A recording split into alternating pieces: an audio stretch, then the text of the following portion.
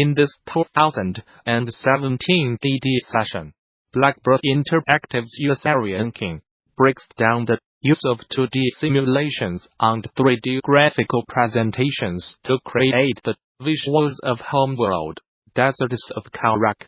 King goes over how off-the-shelf bound custom particle systems, shaders, post-effects, and lighting were combined to achieve uniquely stylized visuals.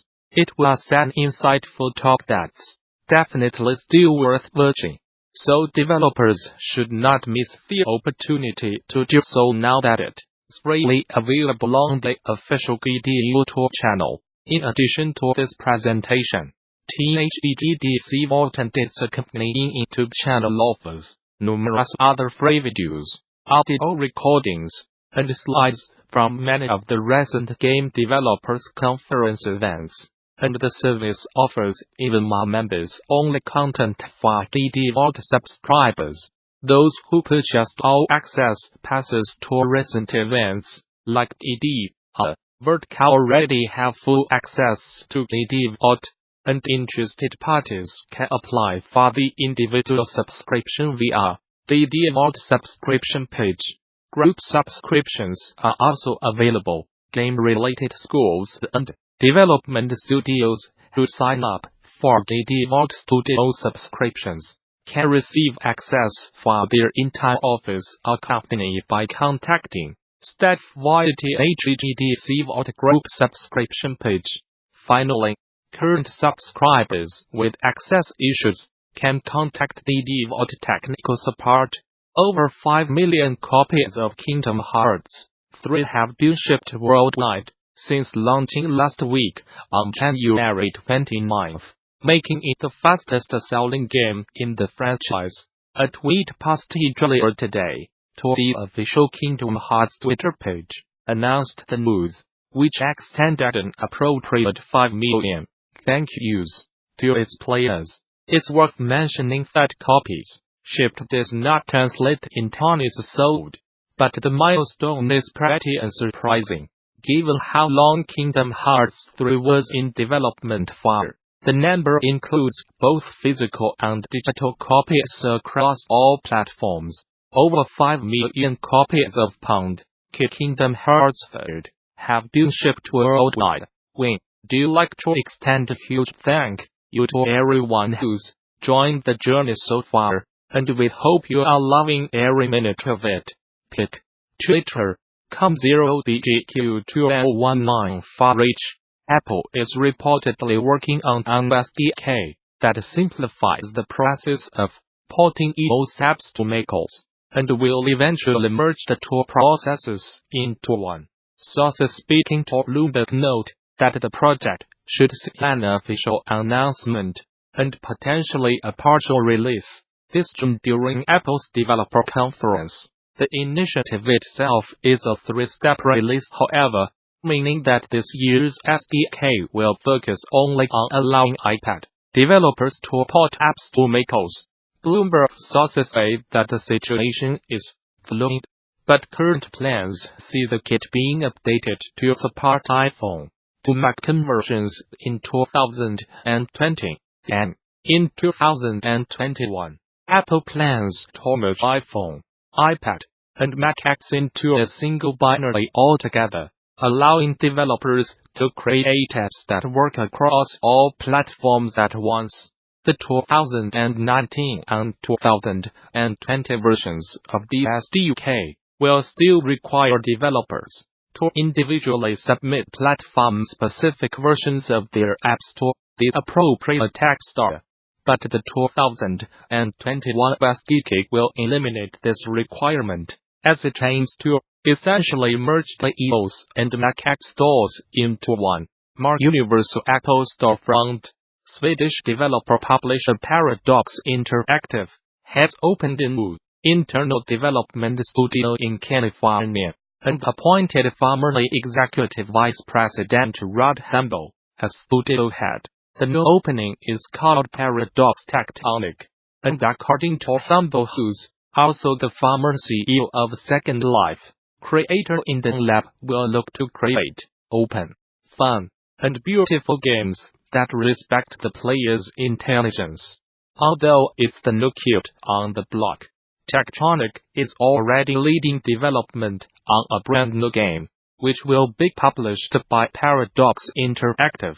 Our studio structure is using best practices for modern development, a flat organization in a low-friction environment with a team of highly experienced domain experts, commented Humble, explaining Tectonic's approach to production.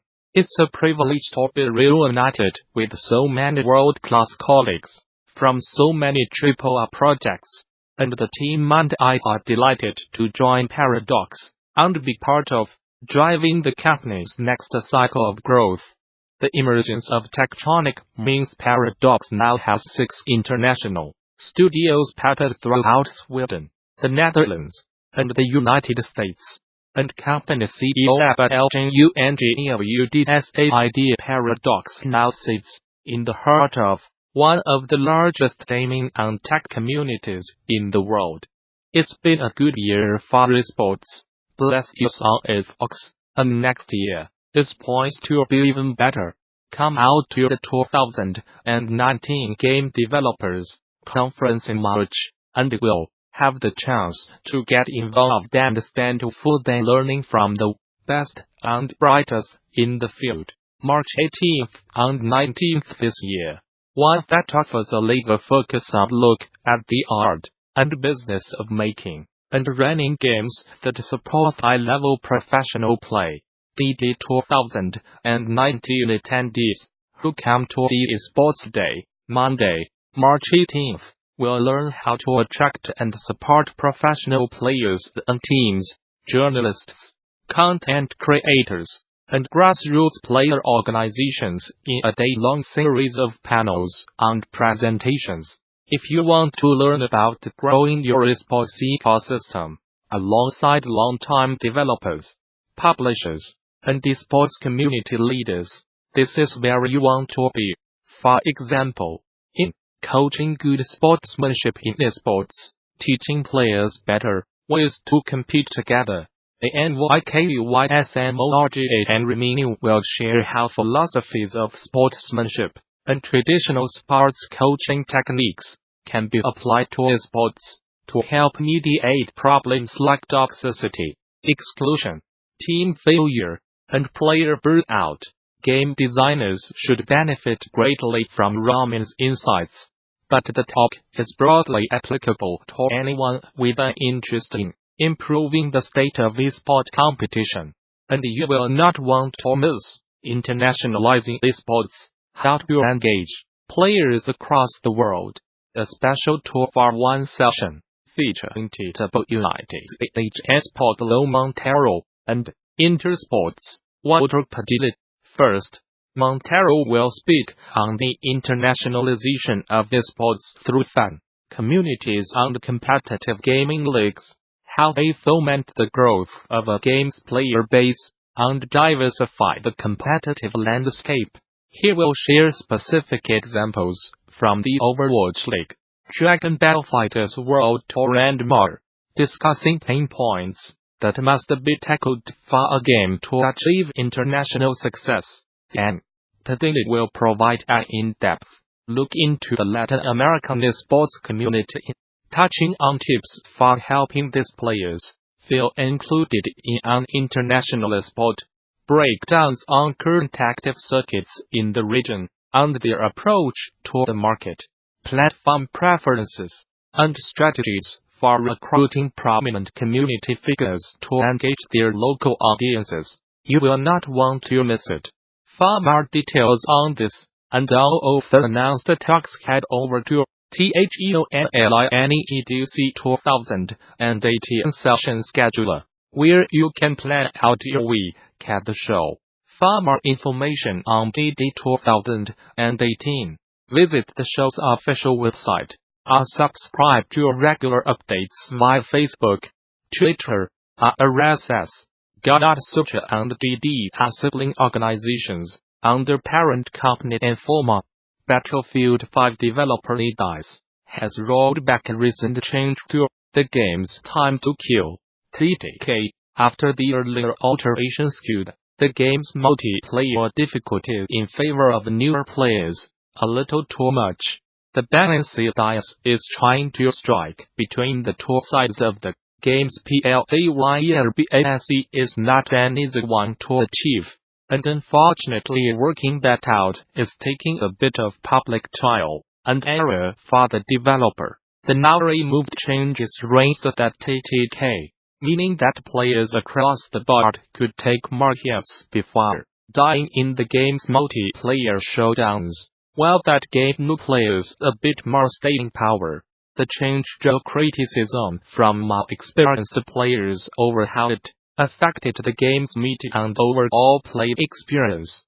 Following that feedback, the team addressed this latest change and YTTK is now being rolled back to how it was at the game's launch in a post on Reddit. Our intent with the TTK changes was to see if we could evolve the Battlefield 5 experience and make it more enjoyable for new players.